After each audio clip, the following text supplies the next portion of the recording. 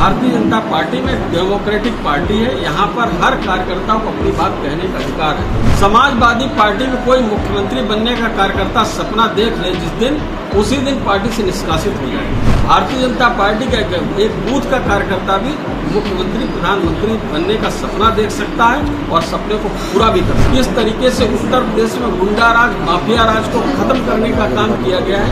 किस तरीके से माफियाओं का राज चलता था, गुंडों का राज चलता था, आज उस राज को खत्म करने के साथ हमारे भारतीय जनता पार्टी के एक एक कार्यकर्ता प्रसन्न है। अगर कोई विषय किसी अधिकारी के खिलाफ आएगा तो निश्चित रूप से उस अधिकारी के खिलाफ कठोर से कठोर दंडात्मक कार्रवाई की जाएगी। ये इकोनॉमी हमारा भारत बनेगा और पूरे दुनिया में अपना परचम लहराने का काम करेगा। सर, विपक्ष आपके बजट से संतुष्ट नहीं है। कौन? विपक्ष। तो विपक्ष को संतुष्ट करने के लिए तो बजट बनाया नहीं, हमने तो जनता को संतुष्ट करने के लिए बजट बनाया है, देश के नागरिकों को संतुष्ट करने के लिए बजट बनाया है। विपक्ष तो कभी संतुष्ट होगा ही नहीं। और विपक्ष तो अपनी बताए तो कि क्या जनता की आवाज नहीं है। विपक्ष को पेट में दर्द ये हो गया कि उन्होंने बिहार को क्यों पैकेज दे दिया, विपक्ष को दर्द ये हो गया कि आंध्र प्रदेश को पैकेज क्यों दे दिया गया। विपक्ष को इस प्रकार से दर्द होता है। तो अब विपक्ष को अपनी परेशानी उनको है और विपक्ष को खुश कोई नहीं कर सकता है, विपक्ष का काम है। लेकिन वो रचनात्मक तरीके से अगर मुद्दों को उठाएंगे तो मुझे लगता है कि उनको सुझाव देना चाहिए कि इस बजट में इसकी बजाय इस सेक्टर को और ध्यान देना चाहिए। कोई सेक्टर छोड़ा ही नहीं, तो इसलिए उनके पास कहने के लिए नहीं, संतुष्ट नहीं है। तो वो इधर उधर की वो आंध्र को क्यों दे दिया, बिहार को क्यों दे दिया, बिहार की दशा तो देखिए। अब ऐसी परिस्थिति में अगर कोई हमारा भाई छूटा हुआ है, पिछड़ा है, तो उसके विकास के लिए कोई ध्यान दे रहा है तो गलत बात नहीं। अब वो तो बजट से संबंधित तो विषय है नहीं। बजट की बात नहीं कर, उत्तर प्रदेश सरकार में जो कलह मची हुई है, देखिए उसको लेकर क्या कहेंगे? कल दिल्ली में मीटिंग हुई है। पार्टी में किसी प्रकार की कोई कलह नहीं है और भारतीय जनता पार्टी में पूरी तरीके से शांति है। भारतीय जनता पार्टी में डेमोक्रेटिक पार्टी है। यहाँ पर हर कार्यकर्ता को अपनी बात कहने का अधिकार है। लेकिन सुनी नहीं जा रही आपके कार्यकर्ताओं की, नेताओं की। अभी मेरी तो सुन लीजिए आप, समाजवादी पार्टी में कोई मुख्यमंत्री बनने का कार्यकर्ता सपना देख ले जिस दिन, उसी दिन पार्टी से निष्कासित हो जाए। अगर कोई कांग्रेस पार्टी प्रधानमंत्री बनने का सपना देख ले, उसी दिन कांग्रेस पार्टी से नमस्ते हो जाए। भारतीय जनता पार्टी का एक बूथ का कार्यकर्ता भी मुख्यमंत्री प्रधानमंत्री बनने का सपना देख सकता है और सपने को पूरा भी कर सकता है।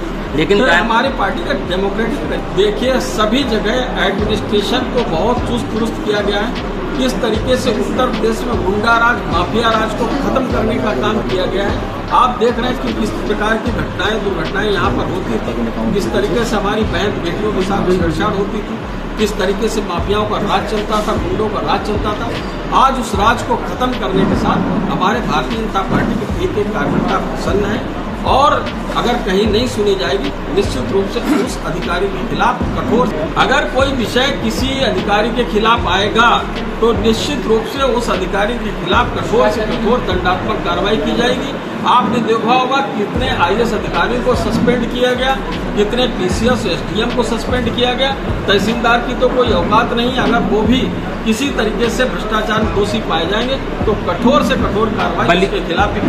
सर, आपकी विधायिका ने शिकायत की मुख्यमंत्री जी से खनन को लेकर अधिकारियों की और अपने ही पार्टी के नेताओं की। बात की जानकारी नहीं है, ट्वीट किया है सर, अब जानकारी में आगे मीडिया के माध्यम से मैं कह रहा हूँ अगर मुझे जानकारी हो कठोर से कठोर कार्रवाई की जाएगी, उसमें कोई संशय नहीं। अगर सरकार काम कर रही है, अब देखिए वो अपना कुछ न कुछ कहते रहते। केशव प्रसाद मौर्य जी ने अखिलेश यादव जी के लिए बहुत कुछ कहा है, तो उन बातों को भी देखिए तो वो उनका अपना चलता रहता कुछ न कुछ। अच्छा, केशव जी के जवाब देते रहते हैं। अब एक इंजन ऐसा है जो शंटिंग कर रहा है दिल्ली से लखनऊ। देखिए अखिलेश यादव अपनी पार्टी को चलाए, भारतीय जनता पार्टी अपनी पार्टी को अच्छी तरीके से चला रही और इसी जनता ने हमको 2014 में 73 सीट दी थी। इसी जनता ने, इसी संगठन ने हमको 2017 में 325 सीट दी थी और ये सब सपा बसपा मिलकर भी लड़े तो भी हम 64 सीट पाए थे। 2022 में भी कह रहे थे 400 सीट पाएंगे, तब भी हमें 273 सीट मिली।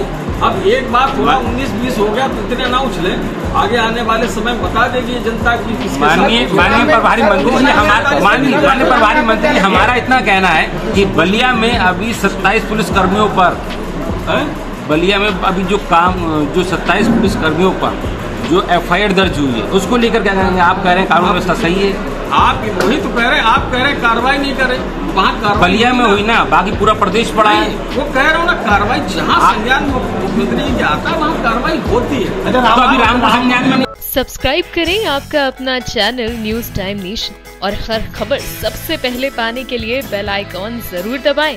और हाँ, खबरें पसंद आ जाएं तो लाइक और शेयर करना ना भूलें।